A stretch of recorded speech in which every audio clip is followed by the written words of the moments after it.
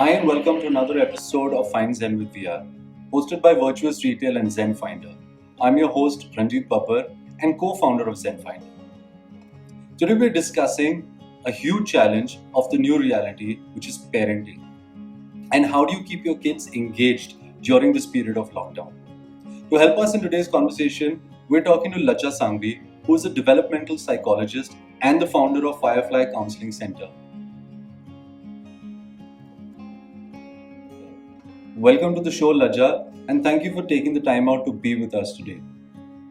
So, we've been in conversation with a lot of parents, Laja, and quite a few of them are simply asking, how do we keep kids engaged?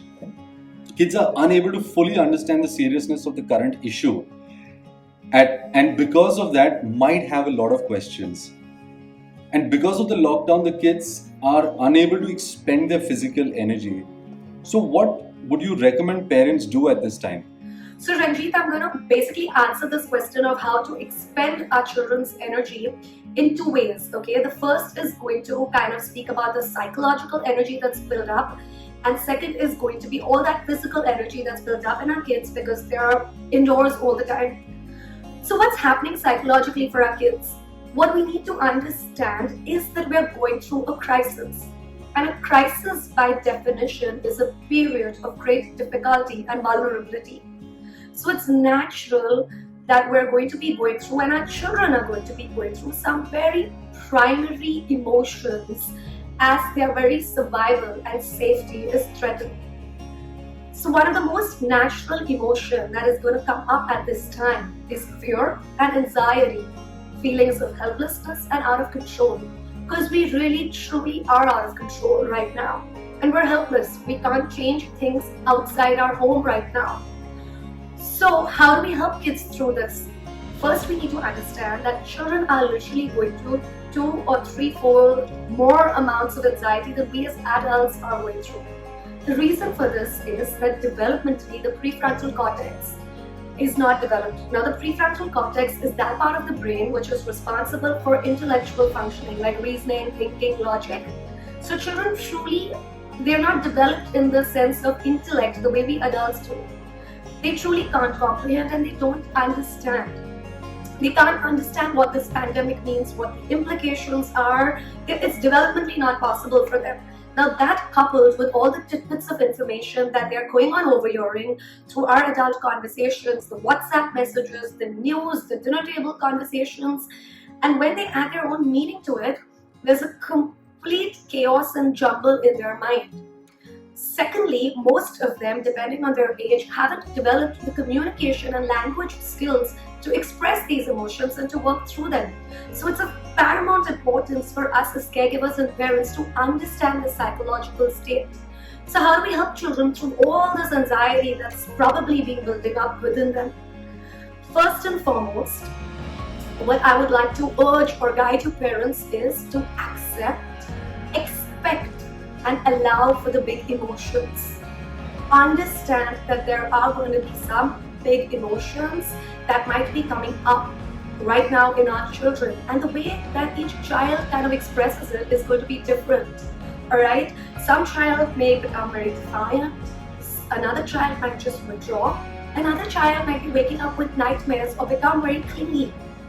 Please understand that it is because of all the psychological energy that's built up. So how do we help them through it? Once we allow and understand these feelings, it's important for us as caregivers to be empathetic, to not judge these feelings, and most importantly, to be a safe space where they can talk about these feelings, they can discuss these feelings, and they can work through them without being judgmental.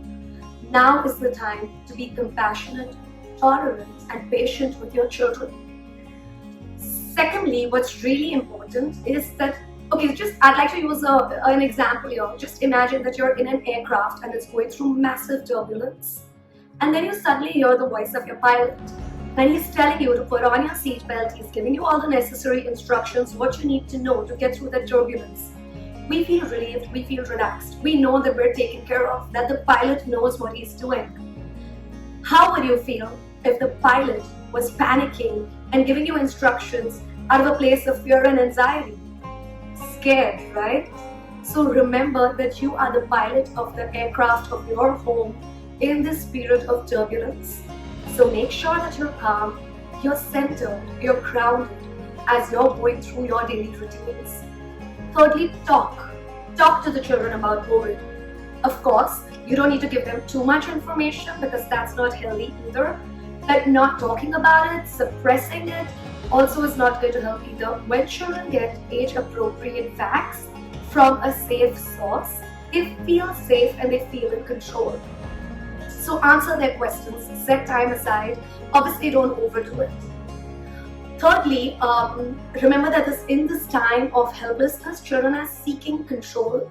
So what we could do is we can kind of add on some avenues where they feel like they're in charge. So let them make choices about their routine.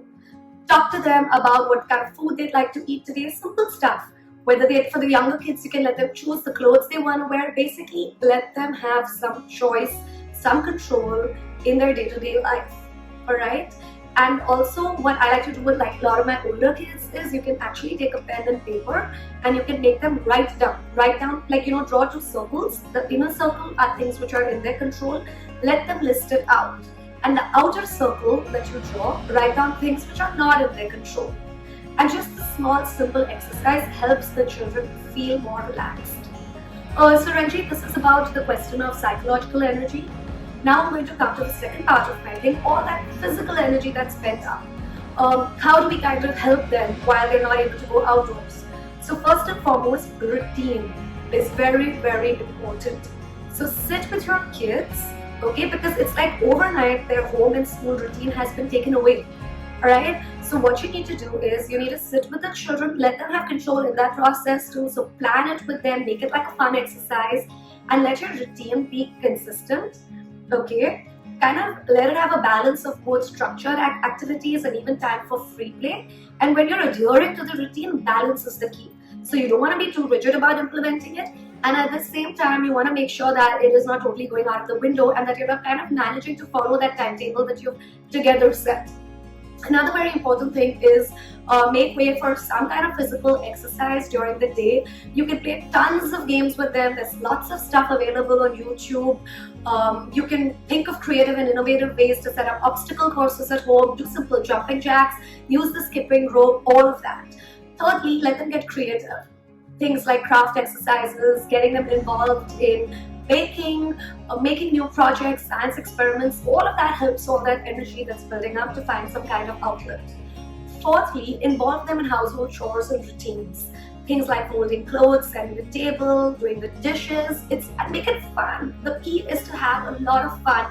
Don't make it a task. Make it like a fun family thing that you're all doing together.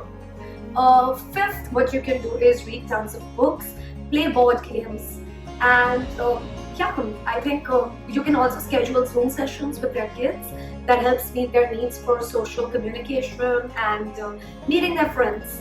So that I think should, a lot of all of this should help in meeting their physical and emotional needs.